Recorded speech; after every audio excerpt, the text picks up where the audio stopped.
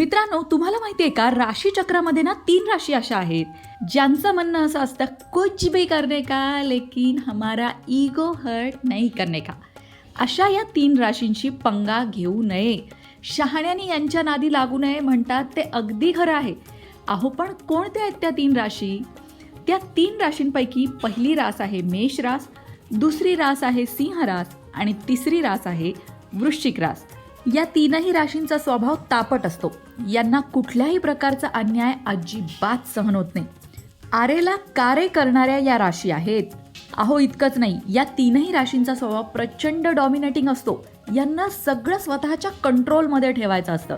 मग ते अगदी जवळचे नातेवाईक असू द्या किंवा मित्रमंडळी असू द्या किंवा ऑफिसमधले कलिग्ज असू द्या, सगळ्यांवर यांना वर्चस्व गाजवायचं असतं.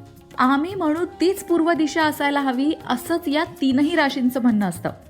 मग मंडळी, मेष, सिंह आणि वृश्चिक या 3 राशींपैकी तुमच्या ओळखीत कुणी आहे का? आणि तुम्हाला असा अनुभव काही आलाय का? कमेंट करून नक्की सांगा.